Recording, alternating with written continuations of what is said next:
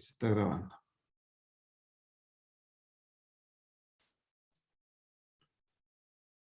Bueno.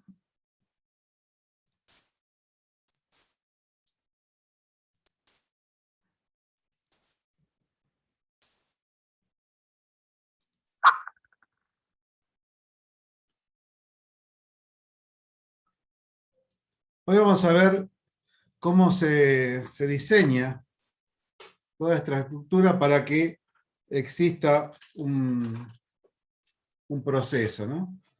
Entonces, el diseño está concebido para ajustar la producción a los requerimientos de la demanda, y esto hay que hacerlo con rapidez y pasar fácilmente de un modelo a otro en la producción. Entonces hay que conseguir flexibilidad en el proceso para lograrlo. Hablamos en su momento de la que era la producción just in time, que desde el punto de vista de la venta es vender lo que se produce en el día. Se trata de producir y entregar en el menor tiempo posible y solamente las cantidades requeridas por el cliente. De esa manera se van a reducir o eliminar stocks de productos terminados, de producción en proceso, y la idea es apuntar hacia el cero stock. También se tiende de que en los centros de producción todo esté a mano de los operarios, ya sea máquinas, herramientas. También se habla a veces de una forma en U, para plantear, acá ustedes lo ven como una forma de U, para que un proceso siga un circuito lógico, y si hay un solo operario o dos, estén fácilmente al alcance de cualquier situación que pueda producirse de anomalía o para controlar nada más. Y bueno, con todo lo que hemos visto hasta ahora, también hemos hablado varias veces de hacer las cosas bien la primera vez. O sea, tender a cero defectos, a procurar la mejora continua en todo lo que se hace, como una característica fundamental del trabajo. Pero para conseguir todo esto, obviamente hay que tener operarios flexibles, que puedan ser dúctiles para trabajar en cualquier sector de la planta. Tienen que asumir responsabilidades más amplias, y además también tienen que participar los supervisores, los jefes, que todos estén comprometidos con esto de la mejora continua en el proceso. Lo mismo cuando hablamos de lo que era preparación o puesta a punto de la maquinaria. La semana pasada les contaba de lo que es, en casi todas las plantas hoy ya se llama setup. Poner a punto una planta, una máquina para que empiece a producir, se llama setup, que es ponerlo a punto para que arranque. Y eso a veces, cuando se pasa de un producto a otro, hay un tiempo de demora en lo que es preparar la máquina para pasar de ese producto al otro. Entonces hay una exigencia ahí de tiempos que se puede trabajar.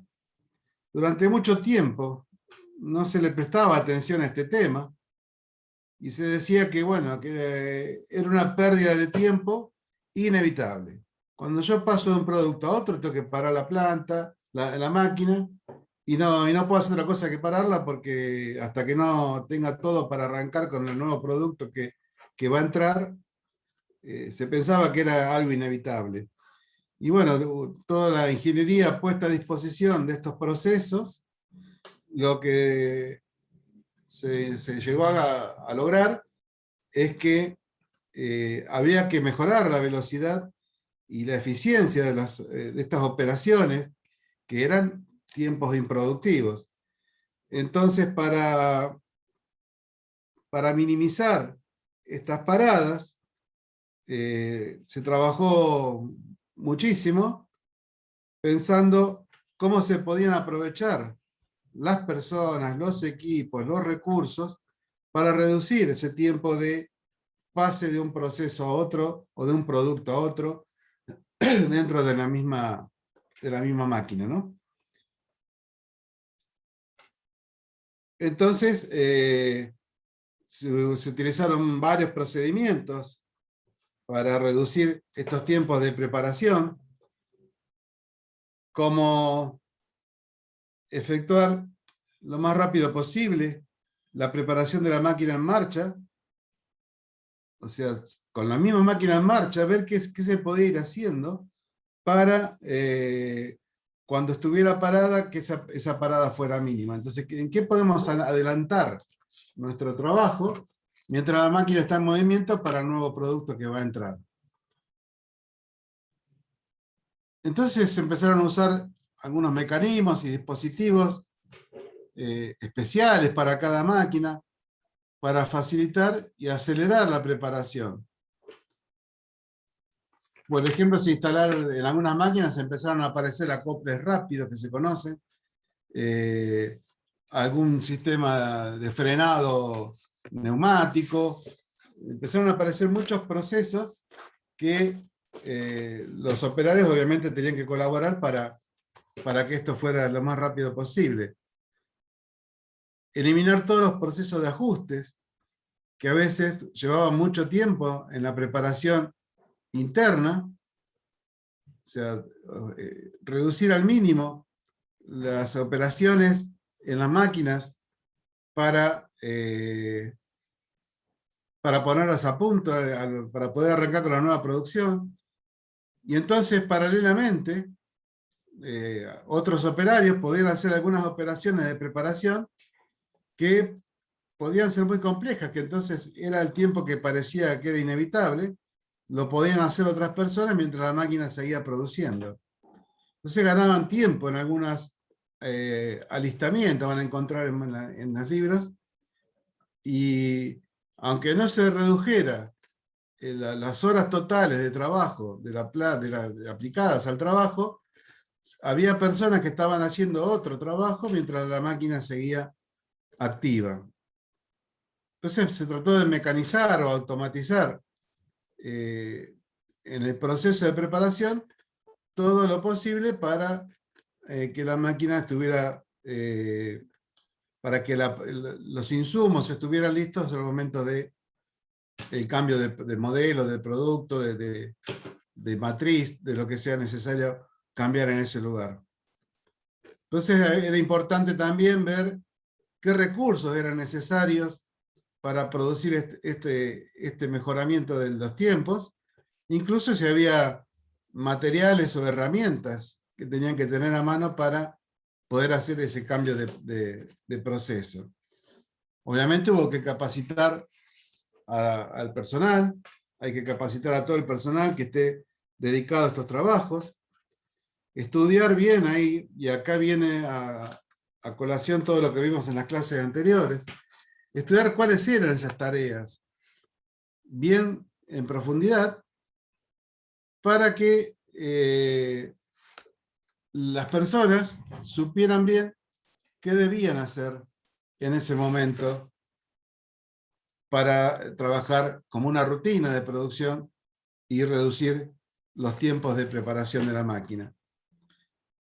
Algunas recomendaciones para reducir estos tiempos es, por ejemplo, revisar todo lo que es el cuadro de situación, todo lo que está planificado y qué cambios va a haber que hacer cuando estemos en plena producción o durante la mitad de una jornada, por ejemplo.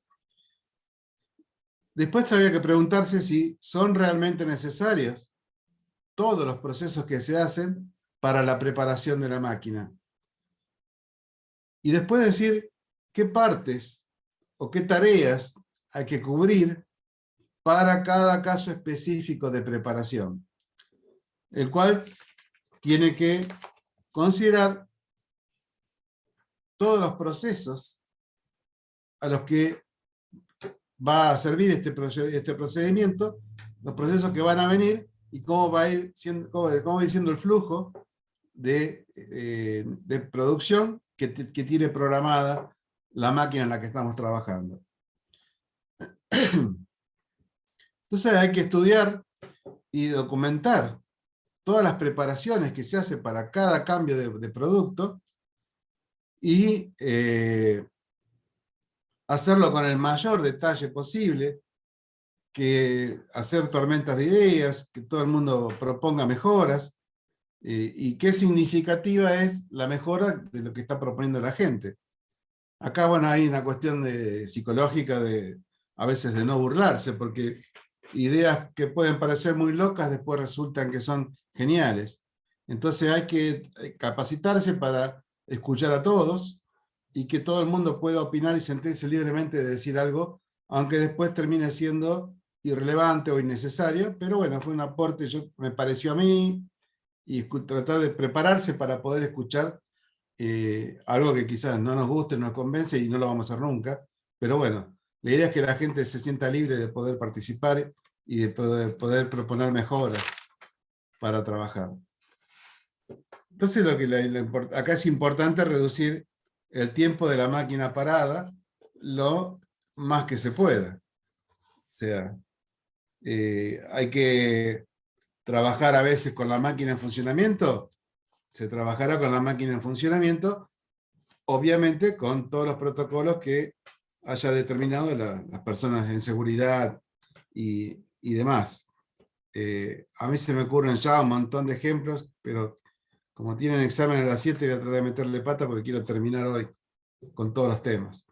Si me queda tiempo, vuelvo acá y les cuento esto de cambio de modelo, cambio de matrices, y cómo se prepara la gente para poder hacer el cambio lo más rápido posible. A mí me tocó ser capacitador, casualmente, de un caso de esto, así que lo conozco bastante bien. Si bien nunca fui operario, estuve muy cerca de todos los procesos como para entenderlos y poder hoy comentarles. Entonces, vamos a revisar, obviamente, todos los procesos, los procedimientos.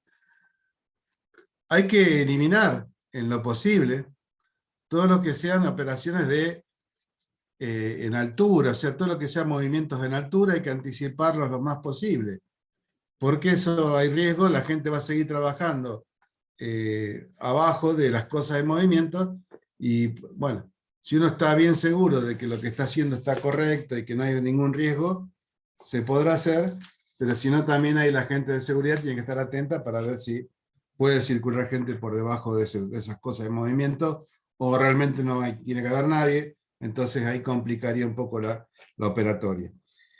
Hay que estandarizar lo mayor posible todas las operaciones, desarrollar procedimientos de trabajo para cada paso que sea necesario. Si hay que modificar la máquina, y hay que hacerlo con acoples, con herramientas, o sea que se pueda trabajar mientras aún sigue en funcionamiento para poder alistarla para el proceso que va a entrar. Si hay que modificar el equipamiento, tiene que ser una preparación rápida para ese cambio del que estamos hablando. Entonces vamos a pedirle a los ingenieros que diseñen conexiones que se acoplen rápidamente, que haya códigos de colores, enchufes para algunas conexiones, ese tipo de identificación rápido de qué hay que ir haciendo para ajustar la máquina al paso siguiente. Y en lo posible, eliminar los tiempos de ajuste de la máquina. O sea, que todo las que sean fijaciones, que estén bien hechas y que sea básico la operatoria, y si puede ser innecesario, mejor, para cómo va a arrancar esta máquina. Hay que colocar los instrumentos necesarios a la máquina para que se evite al máximo los errores, sobre todo los errores humanos. Entonces, pero todo esto tiene que estar determinado, registrado e implementado con manuales, con todo lo que requiere esta preparación, para que pueda reiterarse siempre en el tiempo y que cualquiera operario que en cualquier turno sepa lo que tiene que hacer y, y esté preparado para este tipo de nuevo ritmo que se quiere exigir. También se va a pedir que se organice y se reúna todo el material que se va a utilizar, de modo de posibilitar este rápido preparatoria, alistamiento, setup que se está trabajando. Y también se recomienda en lo posible practicar para mejorar estos procedimientos que van a quedar como preestablecidos. Entonces, a partir de estas ventajas, se entiende que debería haber una mejora, aunque no es aplicable a todo tipo de industrias. Porque, por ejemplo, si en las industrias químicas, donde hay algo que debe fermentar o esperar o trabajar, por más que nosotros nos apuremos, vamos a tener que esperar ese proceso químico que se tiene que realizar. Entonces, a veces no es tan aplicable. Es uno de los ejemplos que a mí se me ocurre, ¿no? Y también hay que tener en cuenta todas las actividades previas y posteriores a la producción. Porque a veces nos podemos sentir bien preparados para algunas circunstancias y resulta que después en otro lugar de la empresa se producen algunas demoras, como por ejemplo los pedidos de los clientes que no son simultáneos o vienen descolgados. Entonces, y acá se impone que les explique algún ejemplo.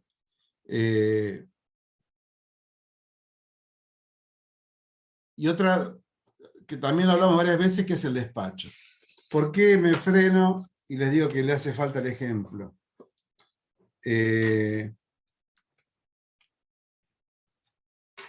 Yo les contaba, en Tetra, por ejemplo, ustedes habrán visto los envases en el súper, que no son todos iguales, incluso los que son de 1 litro.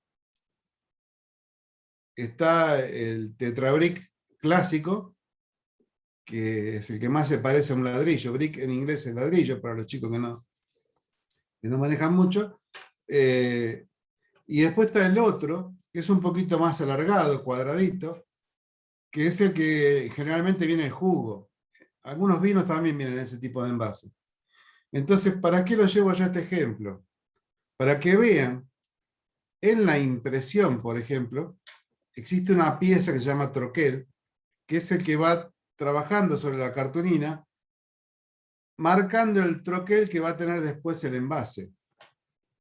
Entonces, si yo estoy trabajando con el troquel del envase del litro clásico, ustedes se dan cuenta que eso tiene que ser, si ustedes abren un envase y lo abren todo para que quede como una lámina, y van a ver que uno es más ancho que el otro, obviamente, y el otro es más alto. Si lo abren, va a respetar esa forma. Bueno, el que es más ancho requiere cartulina más ancha para que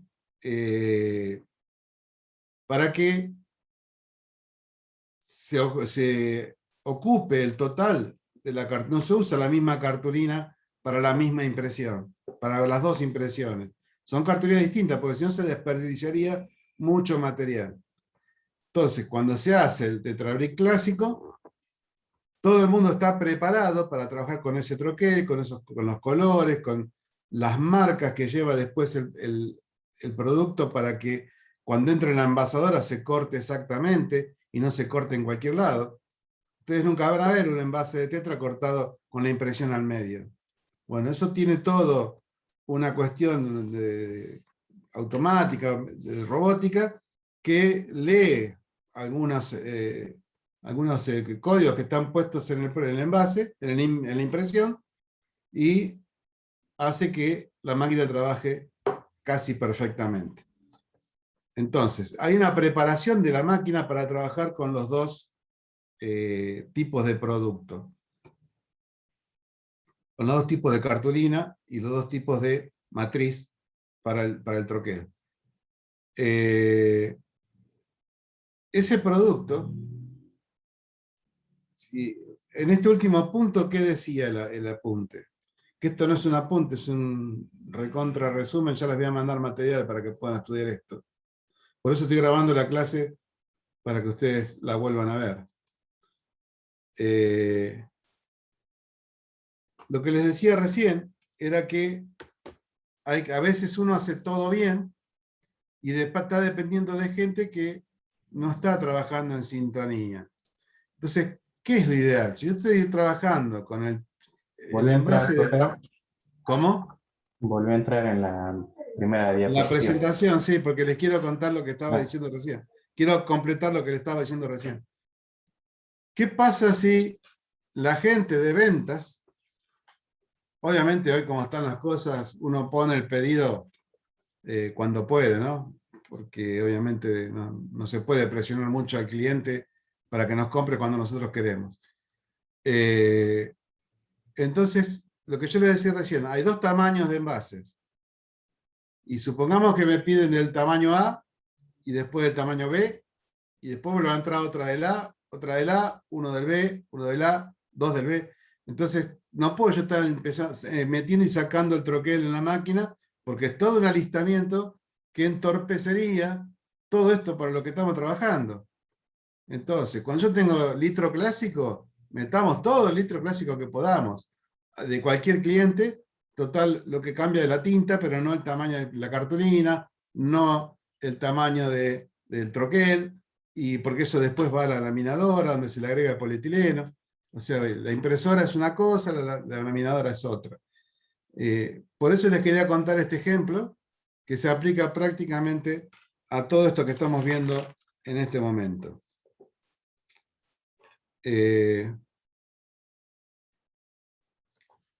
Los sistemas pueden tener, los sistemas de todos estos servicios van a tener tres tipos de entrada.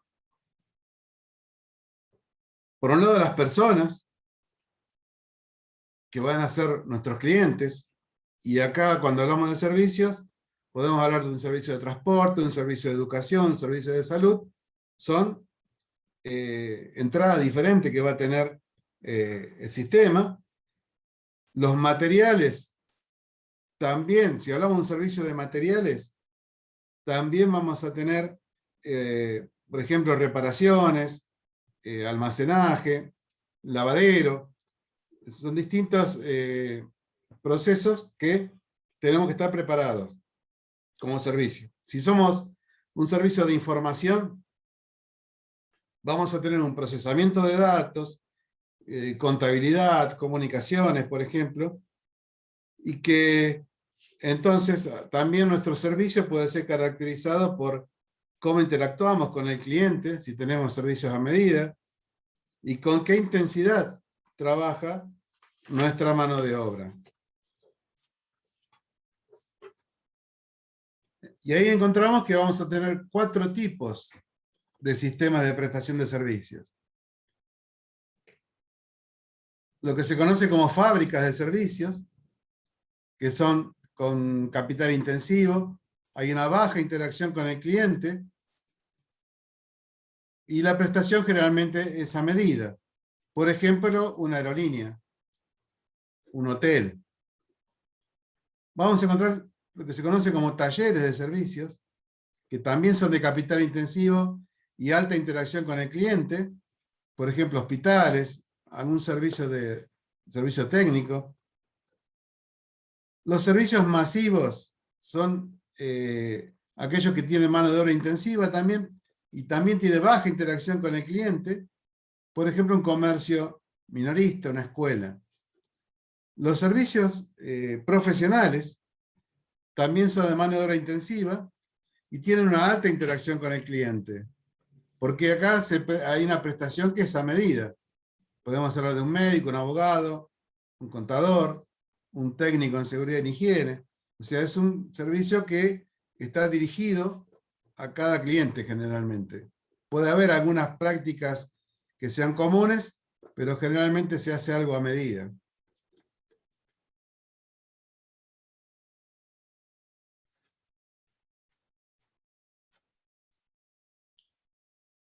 Hoy, a pesar de todo esto que hablamos a medida, hay algunos servicios que están tendiendo a la automatización y esto se acrecentó en este momento de pandemia. Para evitar un poco la interrelación personal con el cliente, se acentuó todas las plataformas para poder operar online y tratar de no tener trámites presenciales o algún servicio presenciales. Para prueba de ello está lo que es los bancos, las cajas, las compañías de seguro, las tarjetas, la FIP, que hay que sacar turnos y esperar que no se puede ir sin turno.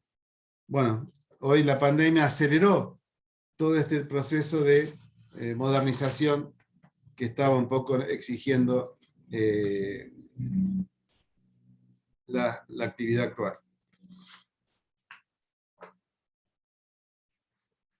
El otro día hablamos un poquito de productividad y eficiencia, y acá hay que tener bien claro, por ejemplo, cuando hablamos de una relación entre la planta y el equipo, hay que destacar, por ejemplo, que haya un buen mantenimiento, que el funcionamiento de la planta y el equipo estén en óptimas condiciones, que si quiero aumentar la capacidad de la planta, tengo que saber que no va a haber estrangulamiento y tengo entonces que tomar las medidas correctivas y sé que se me puede llegar a producir el exceso. Trabajar sobre la reducción del tiempo parado y el incremento del uso eficaz de las máquinas y capacidades de la planta disponible va a hablar obviamente de un factor de productividad muy importante.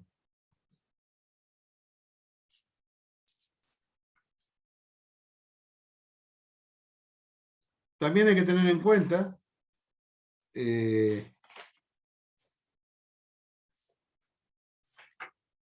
cuando hablamos de productividad, de trabajar en algunas, en estas variables de entrada que decíamos recién, como el esfuerzo, la calidad de los recursos humanos, de los materiales, la planificación que se haga. Yo recién les hablaba de que entre un tipo de producto y que tiene que ser coordinado para que aprovechar en lo más que se pueda el ritmo continuo de una máquina para un mismo tipo de producto, aunque sea para distintos clientes. Como les decía recién, podemos cambiar los colores, pero no tener que andar cambiando el tamaño de la cartulina o el tamaño del troquel para que después se pueda doblar el producto. Y eso tiene un impacto inmediato en las variables que están trabajando, porque sabemos cuáles van a ser, cuál es la entrada al sistema de lo que precisamos en este momento. Y hablamos de recursos humanos o recursos materiales, y en recursos materiales va a estar la materia prima y también la máquina. O sea, ahí lo que se dice de trabajar rápidamente en lo que es la relación entre planta y equipo. Cuando hablamos de signos de productividad personal, o sea, acuérdense que yo siempre les digo que a todos nos miden por algún tipo de variable. Entonces, alguna de las variables por las cuales pueden ver los signos de que estamos siendo productivos es porque alcanzamos los niveles requeridos que nos están exigiendo.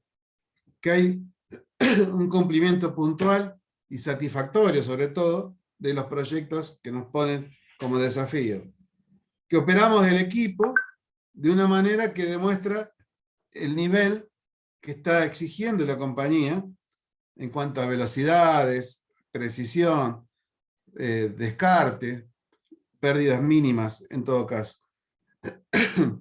También nos pueden evaluar según la satisfacción del cliente, cuántos clientes han quedado satisfechos con nuestro producto, alcanzar niveles de venta que nos permita ampliar el territorio de ventas y mostrar que hemos aumentado en los últimos meses el ámbito geográfico, por ejemplo.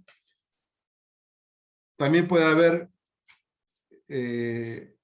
un nivel de satisfacción en los empleados, que se puede llegar a detectar con distintas herramientas que existen, y que hay una armonía entre los empleados, los jefes, los supervisores. Entonces todo esto nos puede llevar a decir que ya estamos en un programa de mejora de la productividad. Y esa mejora va a ser como un programa de mejora, donde los fundamentos van a ser desarrollar mediciones de la productividad en todos los niveles de la organización. Acuérdense que cuando ya hablábamos de producción en algún momento, a todos los niveles se puede medir el compromiso con lo que se está haciendo. Obviamente los que están en la producción propiamente dicha son los más expuestos, pero después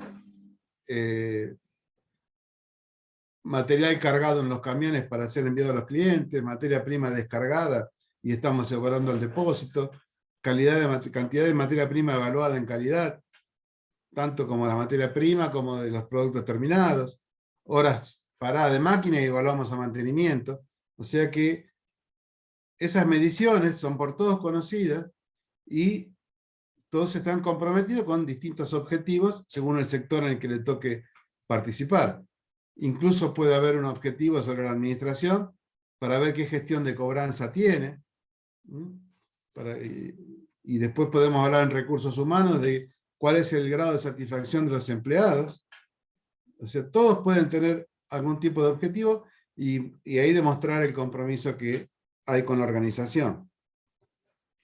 O sea, hay que desarrollar planes siempre para alcanzar las metas que se proponga la compañía, poner en marcha ese plan y siempre medir resultados y publicarlos, hacerlos conocer, porque no se puede controlar, no se puede mejorar lo que no se controla, eso lo vimos hace un par de clases.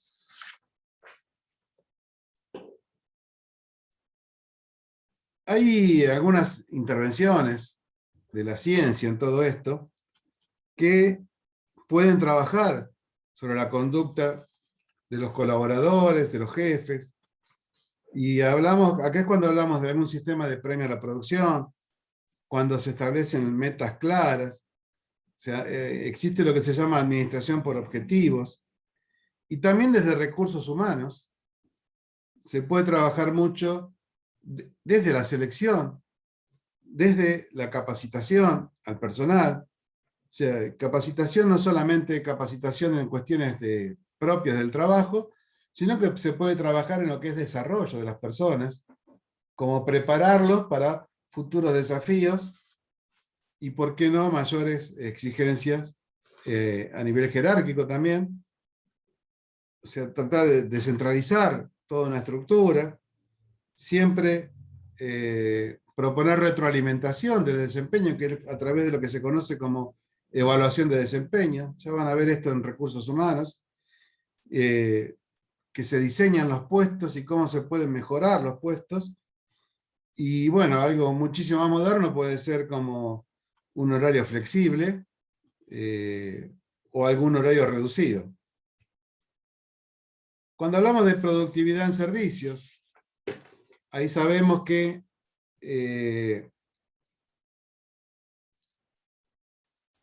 los servicios son totalmente asimilables en cualquier momento a la producción de bienes.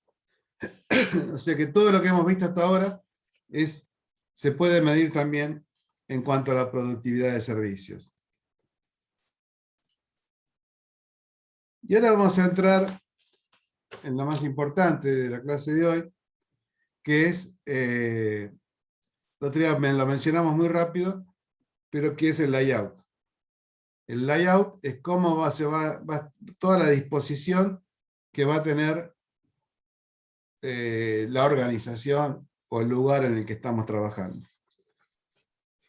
Para los que no tienen experiencia de laboral y ubicarse rápidamente en tema, ustedes imagínense hoy entrando a un supermercado. Si quieren poner el BEA, ponemos el BEA. Si quieren poner el Chango Más, ponemos el Chango Más. Y ven cómo hay circuitos para moverse dentro del supermercado, cómo se van agrupando algunos productos, donde necesitan frío, están casi todas las heladeras juntas. El horno está en el lado opuesto, el horno para panadería está en el lado opuesto de las heladeras, para aprovechar la carga térmica. Y así ustedes pueden ir viendo cómo hay una lógica de cómo se diseñó lo que tiene adentro el súper. Vamos, si quieren, a cualquiera de los dos, porque uno tiene bazar muy lindo, el otro no tanto, uno tiene ropa, el otro no tiene ropa. O sea, además, esos dos quizás nos llevan a pensar.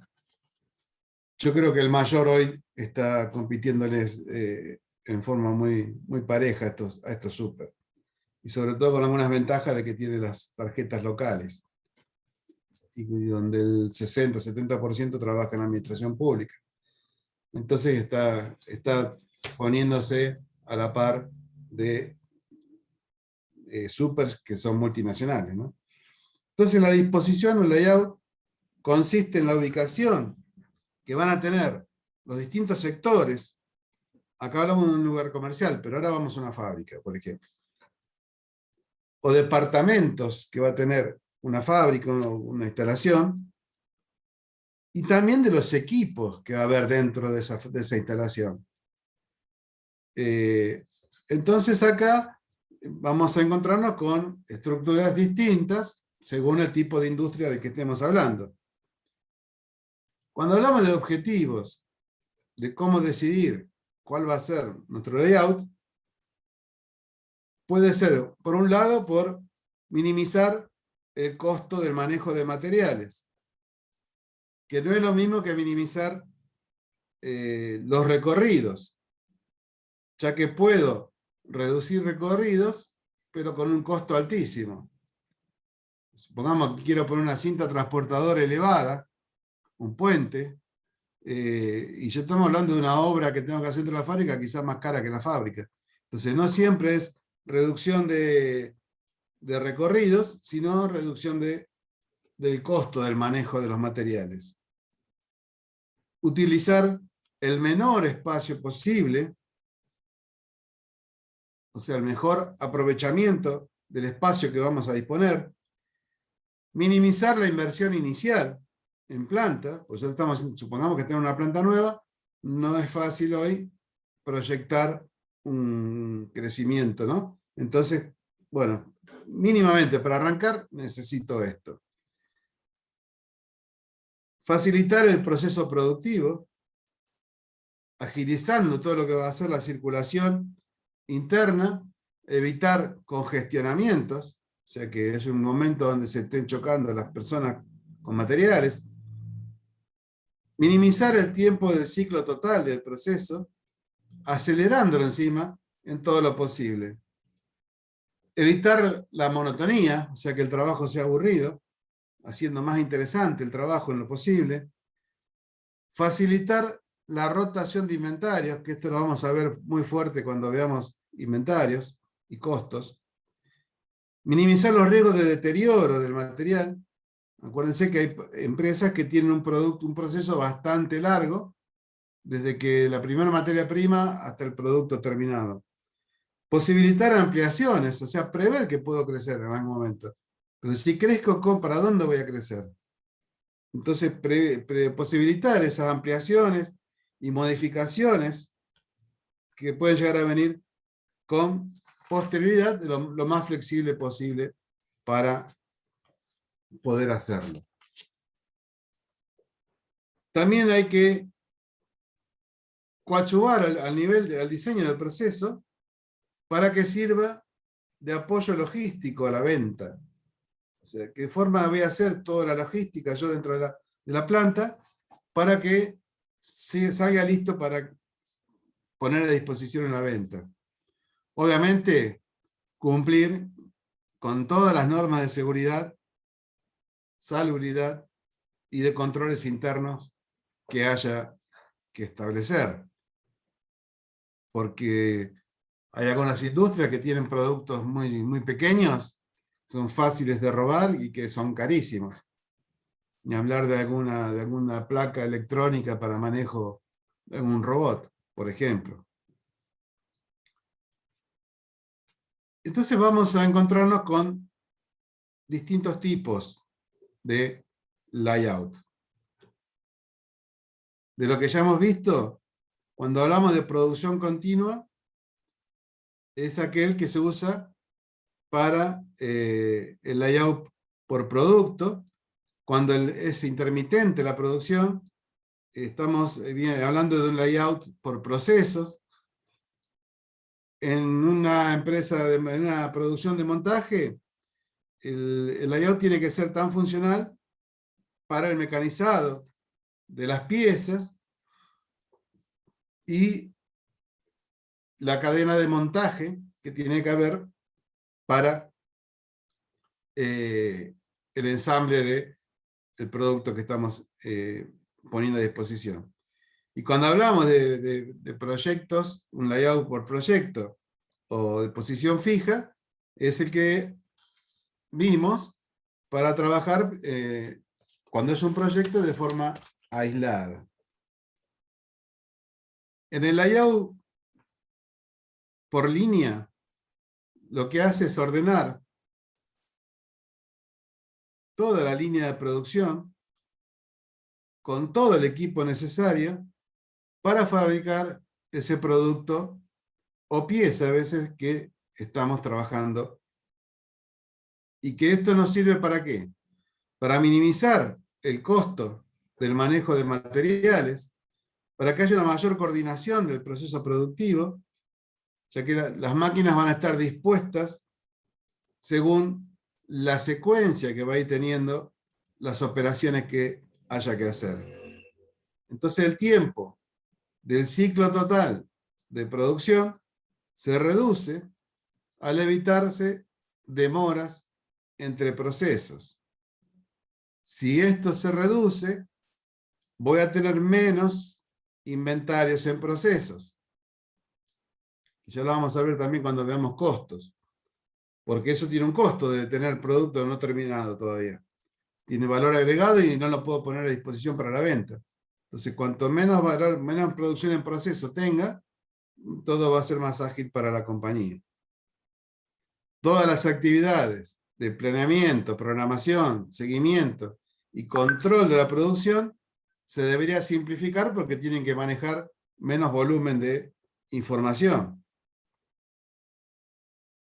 Entonces, para que todo esto sea eficiente, lo ideal es trabajar con productos estandarizados, con un volumen de producción lo suficientemente grande para que justifique económicamente cualquier exigencia de inversión que se solicite desde el área de producción. Porque si para hacer esta distribución que ustedes me piden, mejorar continuamente, necesito que se haga esta inversión y que se justifique con la producción que tenemos solicitada. Entonces, todas las líneas tienen que tender a un balanceo, que eso lo vimos en la clase pasada. Tiene que haber una continuidad para que no se pare la producción en ningún sector, porque obviamente entorpecería cualquier línea anterior y obviamente la posterior va a estar parada porque no tiene nada para hacer.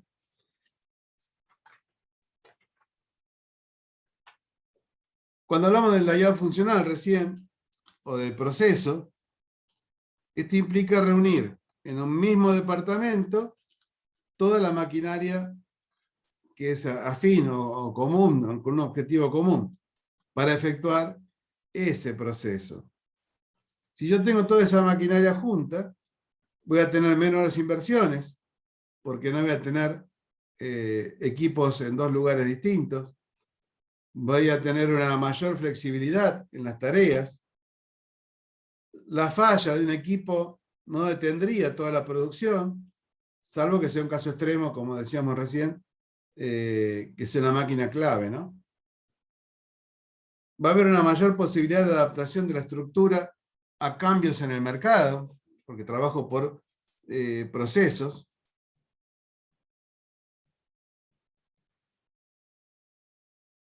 Y entonces nos encontramos con algunas características que tiene que tener este layout por proceso. O sea, puede hacer una gran variedad de productos, y acá ya hablamos de bienes o servicios, que están definidos en función de lo que pidió el cliente. Que es el ejemplo que yo les daba hoy, de hacer, generalmente para que ustedes se ubiquen rápidamente, el tetrabric clásico es el de la leche. Entonces, yo puedo tratar de juntar todos los materiales destinados a la producción de envases para leche, y después tratar de concentrar todos los que sean envases para jugo. Bueno, les puedo agregar una complicación más. Cuando se hacen envases para tomate, por ejemplo, hay de los dos tamaños. Hay de los cuadraditos y de los que son de base rectangular. El que es de base rectangular es el mismo ancho que el de envase de litro. Pero el corte, para que sea de medio litro, obviamente está anterior. Y eso, por lo menos se usa la misma cartulina que en la leche, porque el ancho es el mismo. Después el troquel es distinto. Entonces ese troquel es una pieza, una parte de la máquina, que hay que cambiarlo para que vaya troquelando el papel al tamaño de medio litro. Cuando hablamos recién de layout celular, es cuando se hace para elaborar familias de productos o piezas, pero estas familias son en términos de mercado, en términos de producción y no de mercado. Es lo que se conoce también como tecnología de grupo. Y por último, el layout de posición fija es el que implica una distribución de las instalaciones, de modo tal que los recursos necesarios para la producción, como mano de obra, materiales, equipos, herramientas, converjan hacia el bien producido o servicio prestado. Por eso, en este tipo de procesos o de procedimientos, se trata de hacer una disposición que trate de ser concéntrica. Puede ser un círculo, puede ser la U que vimos antes. Y acá nos podemos ubicar, si queremos, en una cirugía. Podemos ver que hay un círculo alrededor del paciente que tiene que ser operado y cada uno cumple una función distinta. Lo mismo pasa en una orquesta, donde hay casi un semicírculo y todos tienen una disposición hacia alguien que los dirige. Ahí va hablando de un servicio, ¿no?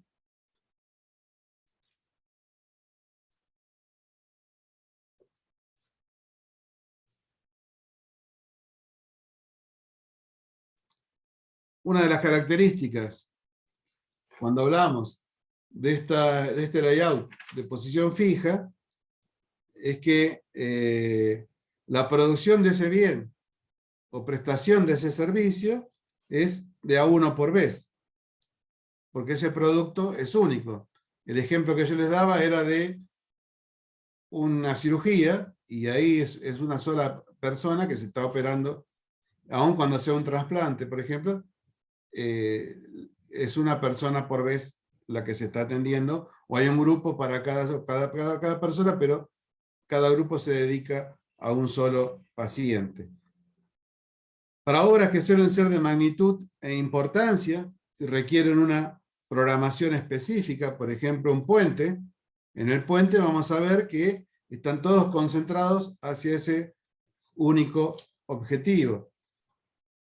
Lo habitual es entonces que los materiales y los recursos humanos se contraten o se consigan en el momento que se los necesita.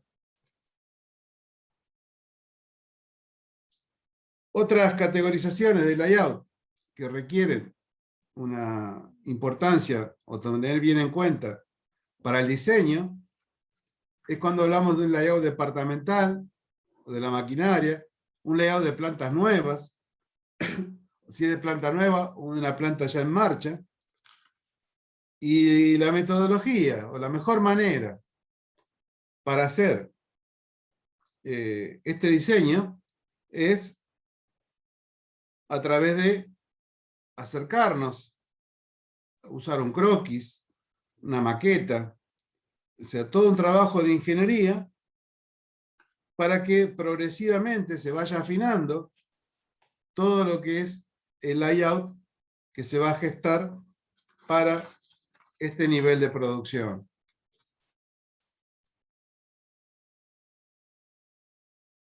Y los pasos que hay que seguir para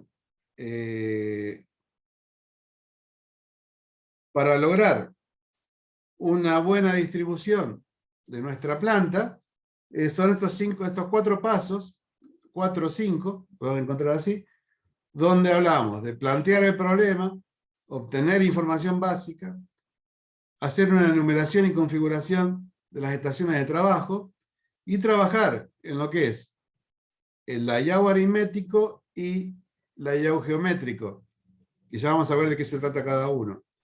Por eso acá pueden ser 4, o en algunos lo van a encontrar separado como son 4 o 5. ¿Qué es el planteo del problema? Es elegir los objetivos a considerar, que ya hemos visto cuáles son los comunes en este caso, ya sea una planta nueva o una planta en marcha, especificar las restricciones, o sea, todos los obstáculos para el acceso a la planta desde el exterior, puede ser columnas, puede ser una zanja, puede ser, y acá ya en algún momento yo les hablé de algunos obstáculos que tienen, y gracias a Dios, este año están trabajando en cosas que vimos al principio del año. Ya les recuerdo de qué se trata. Alguna columna que no se puede correr ni derribar sin que median obras civiles y de gran magnitud. A veces la altura de los techos también lo hemos mencionado. Acceso y confiabilidad de los servicios públicos. Hoy sin una buena comunicación estamos complicados en cuanto a internet y todo lo que sea comunicación informática. La resistencia del suelo. Si hay que poner un puente grúa, ver qué estructura necesito para que resista. Y obviamente va a haber limitaciones financieras a todo esto, donde hay cosas que sí va a poder hacer la empresa y cosas que no van a estar a su alcance. Y también este planteo nos va a llevar a tener decisiones comerciales, técnicas, de relaciones humanas, de relaciones con la comunidad. Podemos tener algún tema de contaminación que nos puede llegar a complicar. Obviamente problemas económicos financieros, y que ahí nos pueden llegar a cambiar los objetivos elegidos.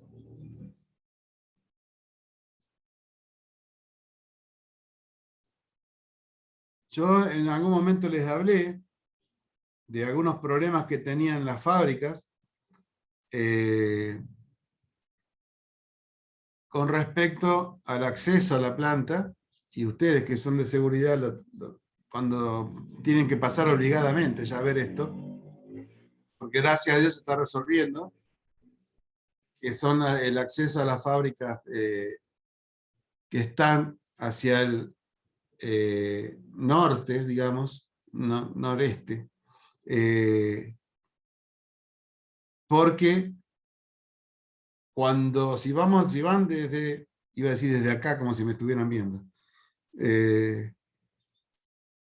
si van desde el San Nicolás hacia el Parque Industrial, para acceder a Estrada y a Ritex, está todo bien, porque van en el mismo sentido de la circulación. Pero a la salida, la gente lo que hacía era salir en contramano, para no irse hasta la rotonda de la Shell y después volverse, supongamos que vuelvan al San Nicolás. Y lo mismo ocurría con la fábrica Enot, por ejemplo. Cuando entraban a la mañana a la fábrica, o a la mañana, tiene 3 turnos, cualquier horario, cuando entran a la fábrica, se metían en contramano desde la calle San Nicolás hacia la fábrica. Después a la salida les quedaba en mano correcta, pero, o sea, todas las fábricas tenían algún proceso en algún momento de un manejo desprolijo o de riesgo, por lo menos. Y que eso es difícil de manejar porque la gente está en la calle, pero ustedes recuerden, ya deberían saber muy bien que es un accidente in itinere. Entonces, accidente in itinere los puede llegar a ser responsables de que la gente no tiene otra forma de irse, o que tiene que hacer. Imagínense que trabaja en Enot y viene jugado a las 6 de la mañana, se tiene que ir hasta la Shell y volverse hasta casi a la rotonda San Nicolás para ir a la fábrica. O sea, hay algunas exigencias que son complicadas con respecto a la circulación. Lo que les decía, que tienen que ir a ver, porque están haciendo las calles alrededor de la fábrica para que puedan salir en forma segura. O sea, eso es calidad de vida y dignidad del trabajador también. Así que son situaciones que ustedes no pueden manejar como dueños de la fábrica o como técnicos que lo hayan contratado, pero sí pueden levantar la mano. Acá vamos a tener un problema de circulación. La gente no se va a dar toda la vuelta para ir a la fábrica según le toque entrar o salir con la contramano que estamos hablando. Pero ustedes como técnicos tienen que levantar la mano de que puede llegar a pasar eso. Y la empresa decidirá hasta si hace o no hace la fábrica. Porque ¿cuánto vale una vida? Eso puede estar tabulado en la ley de seguridad e higiene, en la ley de riesgo de trabajo, pero por la vía civil no hay límites. Ni hablar si yo tengo alguna actividad extra.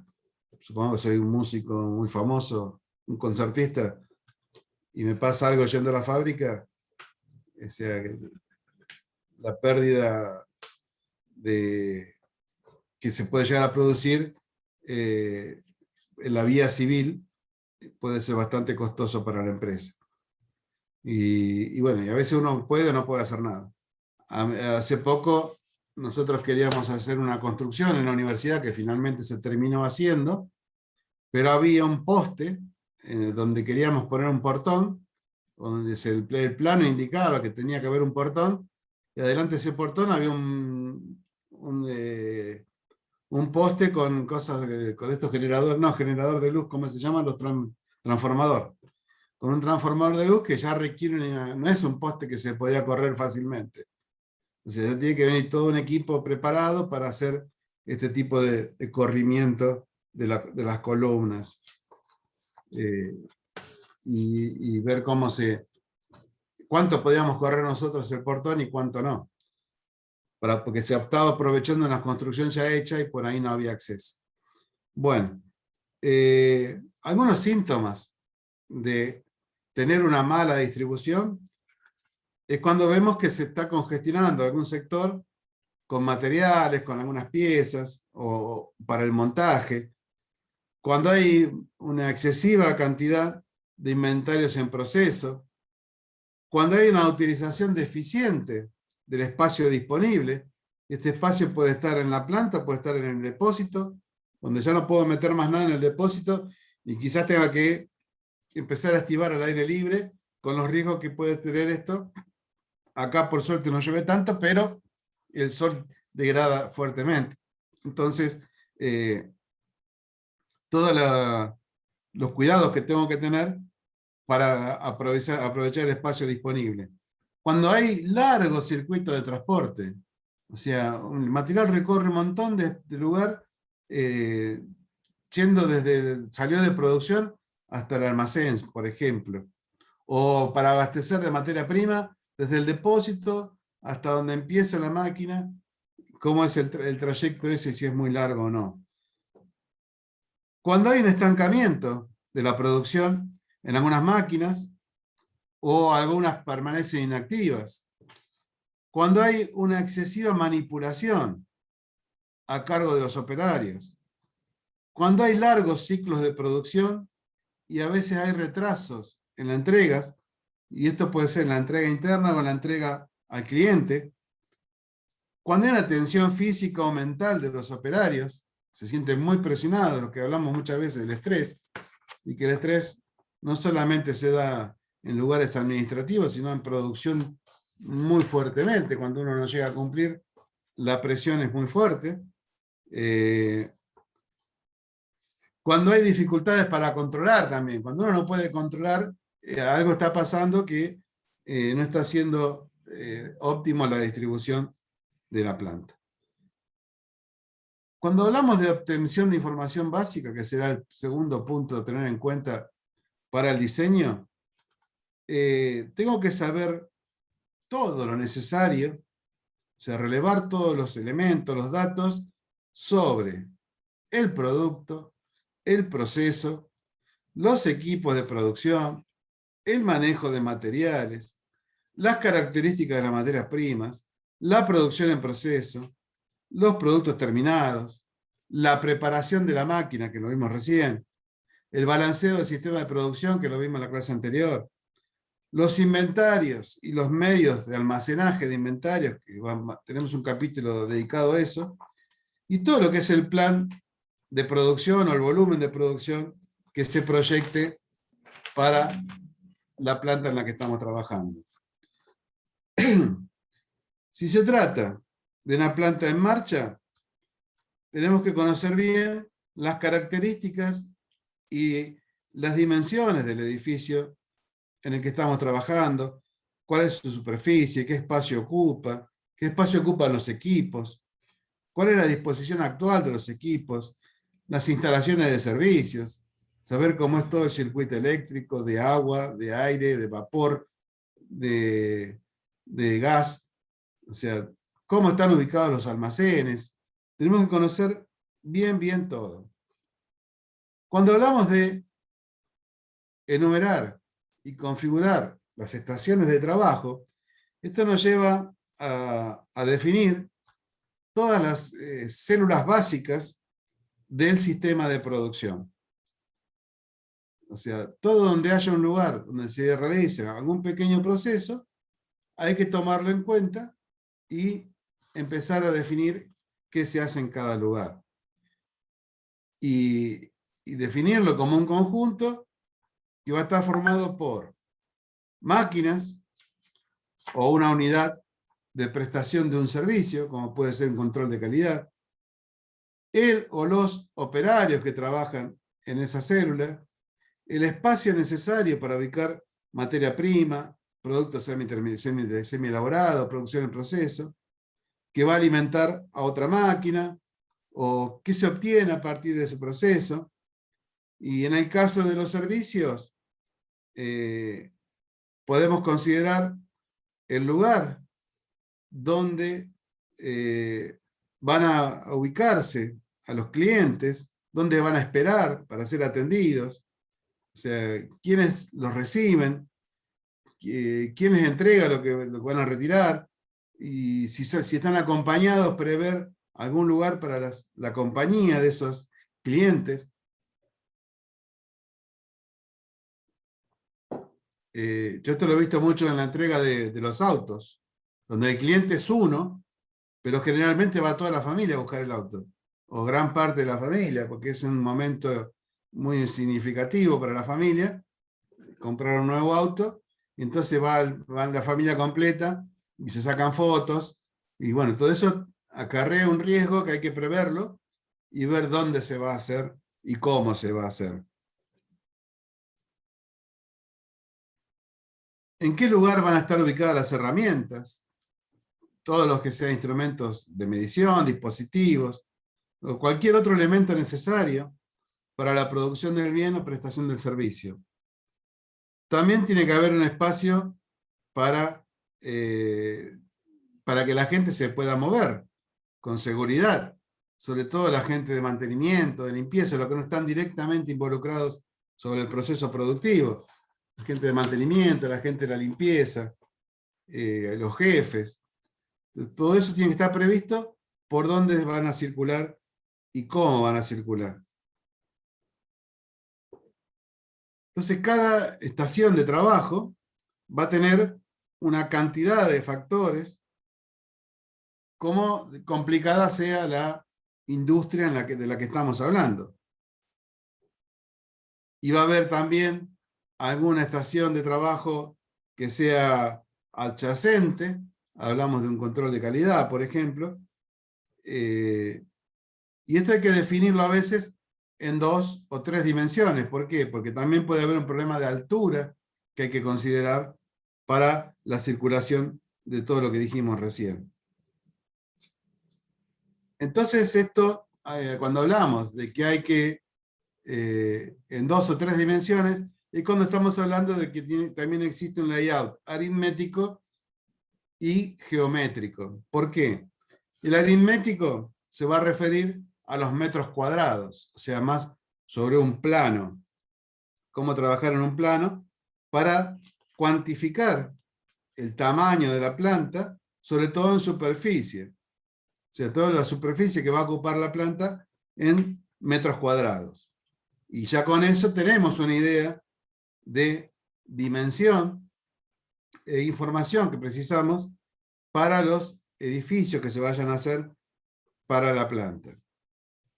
Y obviamente para diseñar un layout. En cambio, el layout geométrico, además del plano, lo que tiene en cuenta es todo lo que se refiera a una cuestión de volumen, donde puede haber espacios aéreos que son importantes, que no se pueden ocupar, la altura de la planta, o sea, muchas situaciones que hay que preverlas al momento de definir el layout.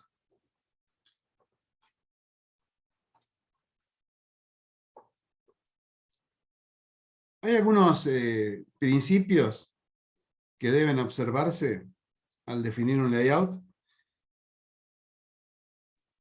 que pueden ser, que tienen que ser observados permanentemente. Por ejemplo, evitar en lo posible cruces y codos en la circulación. O sea, si hay algún vehículo que está circulando o algún material que debe circular, tratar de que no sea un codo de 90 grados generalmente para el manejo de los materiales.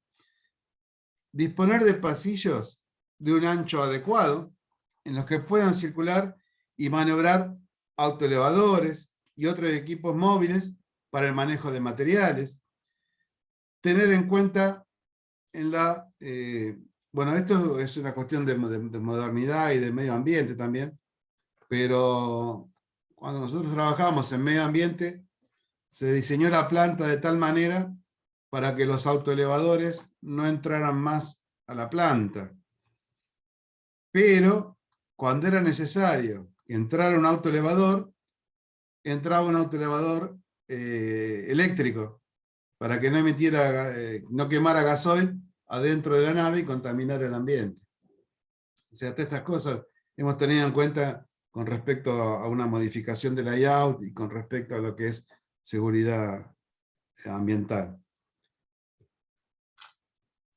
Tener en cuenta también la ubicación y orientación de los equipos, la iluminación, la reflexión de la luz, considerar la dinámica de alimentación y evacuación de materiales, o sea, cómo se va a alimentar la máquina de materia prima y la producción en proceso que esté sacando, cómo va a circular dentro de la planta o hacia los depósitos, desde el depósito y hacia los depósitos.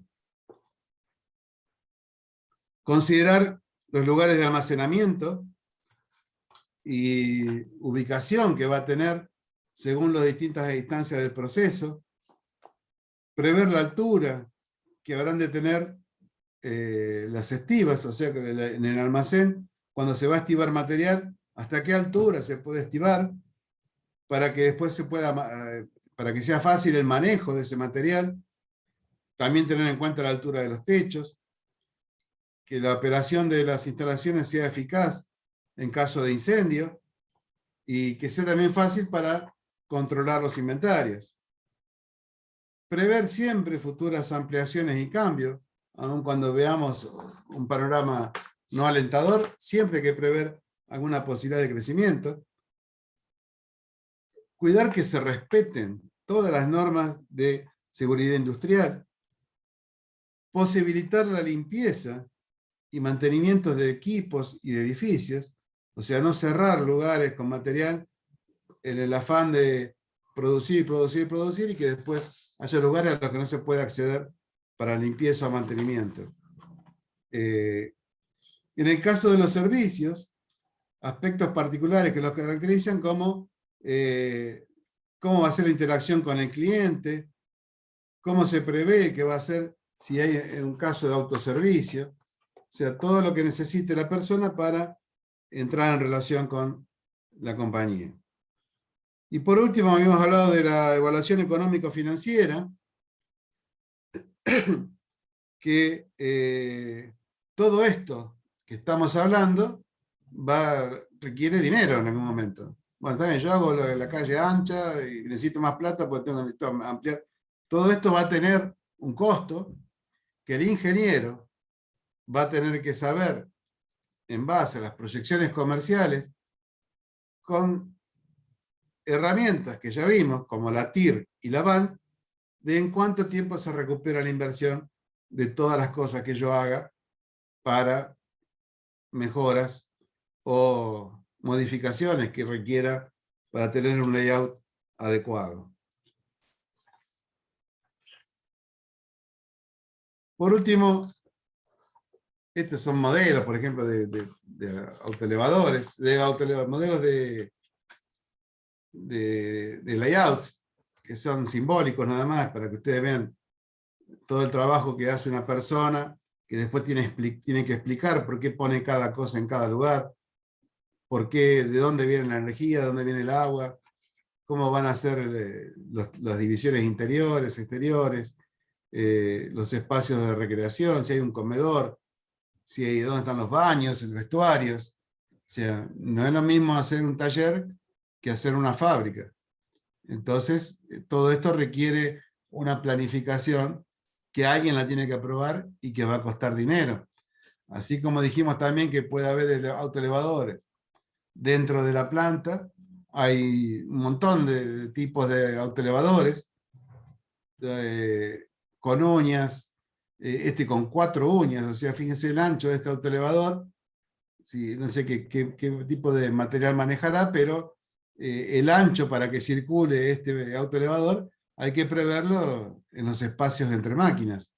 Y acá vemos otro que se llama con clamp, porque son como brazos, que manejan material circular, que se puede usar, mira este de acá de La Rioja, de Dripsa, que se puede usar para manejar bobinas de papel, pero también en una maderera se puede usar para manejar troncos, por ejemplo. Así que ustedes están viendo distintos modelos de maquinaria que se usa dentro de la planta. Después puede haber las zorritas que son más chiquitas, que puede haber eléctricas o manuales, que creo que acá Lisi ya tiene varias, que donde las podemos ver. Ustedes, por una cuestión de curiosidad en lo que es seguridad, traten de observarlas, ver cómo se maneja, cómo las operan los empleados, y ahí pueden ya hacerse algún autodiagnóstico de seguridad o de riesgo que puede llegar a tener acá esa herramienta. Y, Acá, profe, un chico se quebró bien. a la altura del empeine y el tobillo en una de esas hojitas, vio que tienen la base para hacerla girar, Ah, sí, sí. para cambiar de dirección, y los compañeros se habían olvidado de ponerle la traba. Y él iba caminando y la pisó y dio vuelta a la base sola y le agarró Uh, justo el pie. qué bárbaro. Sí, en una Y mina bueno, también. son operaciones bien riesgosas. Eh, bueno, hay no me acuerdo cómo se hace cuando se mide la rigidez de los materiales, y sobre todo por el peso que puede llegar a resistir.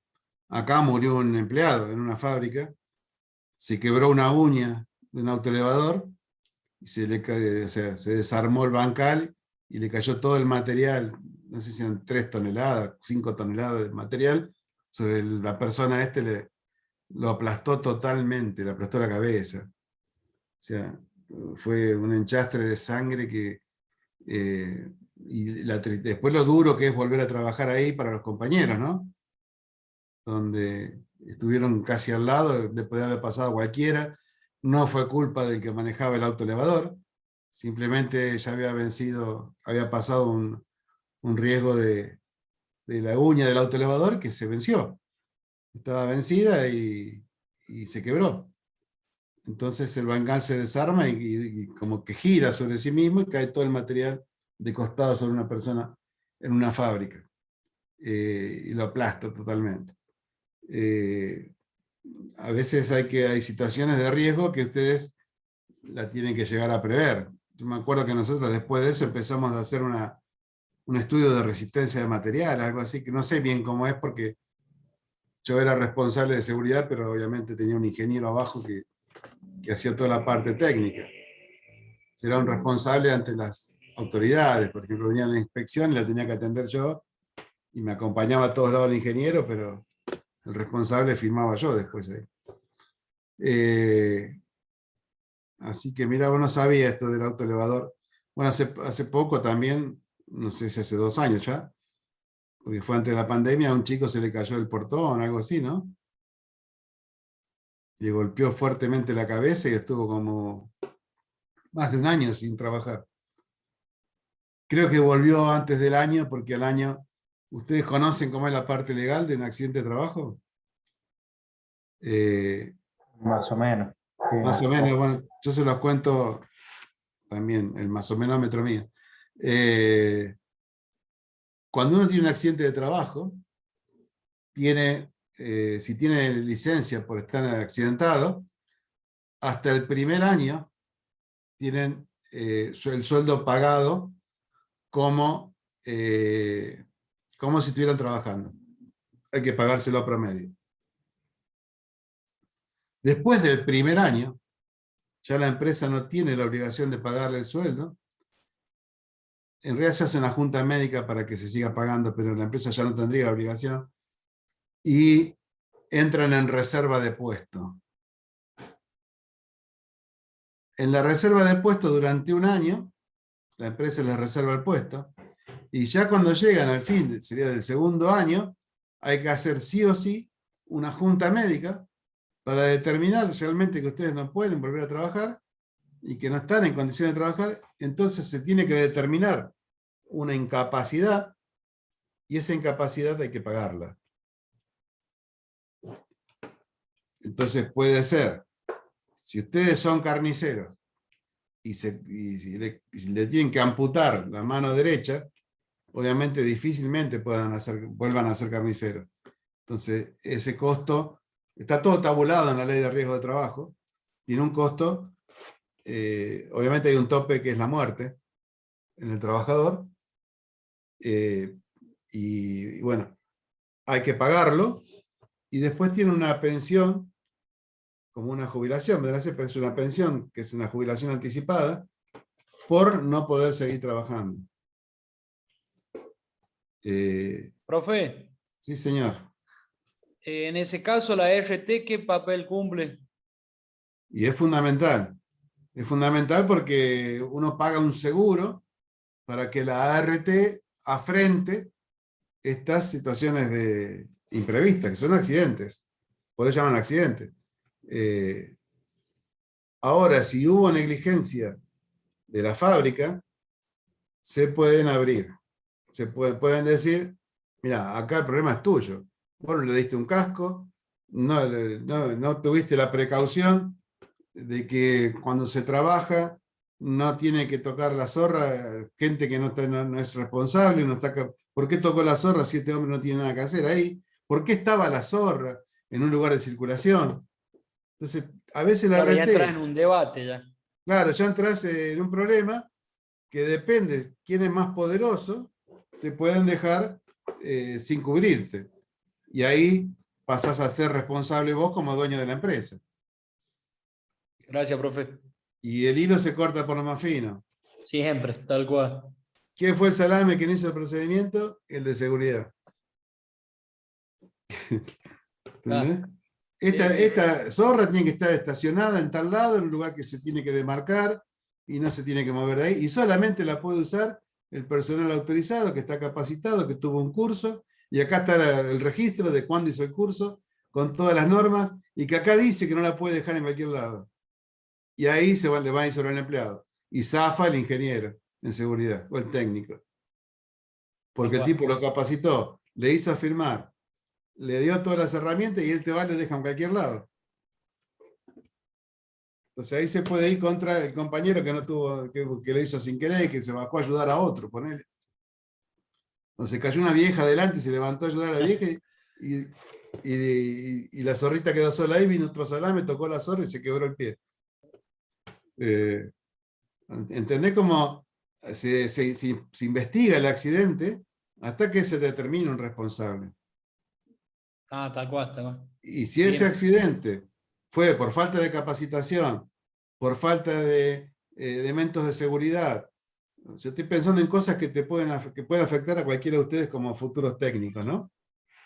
Y bueno, tienen que estar cubiertos. Si ustedes tienen un programa de capacitación, lo tienen que cumplir. De que la gente que hizo el curso de manejo de zorritas internas, porque también afuera hay autoelevadores en el ICE, que cualquiera no puede manejar el autoelevador, porque estas grandes empresas, y las chicas también, se enfermó el tipo que maneja el autoelevador y por ahí va cualquiera a manejar el autoelevador. Y ese tipo choca un auto, ni hablar si agarra una persona. Choca un auto, le tira la carga encima de un autito y lo rompe todo, le rompe el baúl, le rompe un vidrio. Bueno, ¿quién se va a hacer responsable de ese vidrio que rompió el empleado manejando el autoelevador? Y resulta que esto estaba manejando un tipo que no estaba capacitado, que no estaba autorizado, pero había faltado el otro, y la culpa del jefe. Porque yo como empleado puedo decir, a mí me mandan y yo hago lo que me mandan. No es que yo fui a agarrar el autoelevador y me puse, bueno, no habiendo nadie, lo manejo yo. Alguien me tiene que mandar a mí a manejar el autoelevador. Y obviamente para eso después van a caer sobre el de seguridad que no lo capacitó. Y ustedes también se tienen que cubrir pensando que esa persona no se le asignó, le indicaron a ustedes que era el que iba a manejar el autoelevador en caso de ausencia del titular. Bueno, chicos, le metí palo para que estén libres para las 7. Con esto terminamos esta unidad. Ya les mando yo todo el material. El jueves hacemos un repaso general de estas 3 unidades. Y el lunes haríamos el examen. Bueno, El segundo profe. parcial. Perfecto, ¿Alguna profe. pregunta? No, profe, No, no. digamos, el examen va a ser de la misma forma. Igual que el pasado. otro. Igual que el anterior, con preguntas así, de múltiple choice, verdadero o falso. Profe, y lo que Perfecto. recién hemos ingresado, ¿cómo hacemos con el tema del recuperatorio del primer parcial? Eso yo les dije, si aprueban los otros 2 parciales, sobre el final yo les tomo un recuperatorio del primero. Perfecto. O sea, Muy bien, muchas gracias. ustedes continúan con la actividad normal, y si están bien los 2 parciales que vienen, pueden recuperar el primero. Genial, muchas gracias, profe. Listo, chicos. Nos vemos el miércoles. Al miércoles. Chao, hasta luego. Miércoles, profe. Suerte en el examen. Muchas gracias, Chao, profe. profe, hasta luego. Chao.